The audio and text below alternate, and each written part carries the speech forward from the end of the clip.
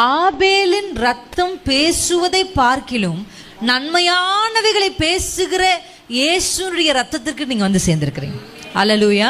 இந்த வேத புத்தகத்துல நிறைய பேர் மரிச்சதை நம்ம கேள்விப்பட்டிருக்கோம், நிறைய பேர் கொலை செய்யப்பட்டது கேள்விப்பட்டிருக்கோம். வேதத்துல எங்கெல்லாம் இன்னசென்டான, அதாவது கொலை செய்யப்படுவதற்கு பாத்திரவான்களா இல்லாதவர்கள் கொலை செய்யப்பட்டார்களோ அவர்களுடைய ரத்தங்கள் எல்லாம் பேசுகிறதற்கு பவர் இருக்கு. அல்லேலூயா. ஆபேல் doesn't deserve to be killed. ஆபேல் வந்து கொலை செய்யப்படுவதற்கு பாத்திரன் அல்ல. ஆனா ஆபேல் கொலை செய்த உடனே பூமியிலிருந்து அந்த ரத்தம் தேவனை நோக்கி கூப்பிட ஆரம்பிக்குது. ஸ்தேவான் கொலை செய்யப்படுவதற்கு பாத்திரன் அல்ல. அல்லேலூயா.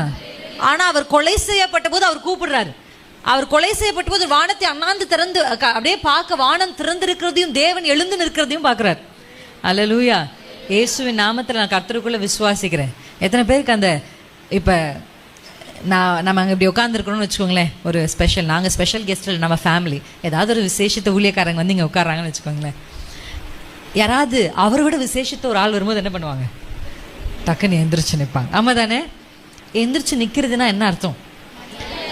ஹானர், ஒரு கனப்படுத்துறோன்னு அர்த்தம். ஸ்தேவான் மரித்த பொழுது ஆண்டவர் எழுந்து நிற்கிறாருன்னா என்ன அர்த்தம்?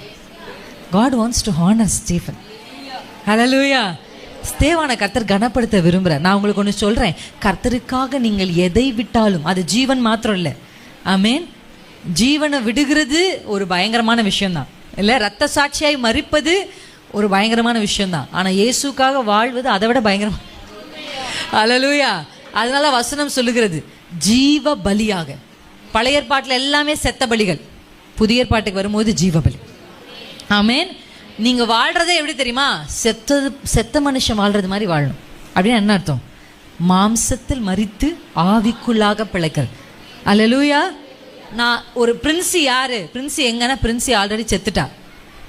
இனி வாழ்வது நான் அல்ல, இயேசு எனக்குள் வாழ்கிறார். இனி வாழ்வது நான் அல்ல, இயேசு எனக்குள் வாழ்கிறார். இப்படிதான் வாழணும். அதான் ஆண்டவர் எதிர்பார்க்கிறது. என்ன? நான் சாகணும், என் குணங்கள் சாகணும். அல்லேலூயா.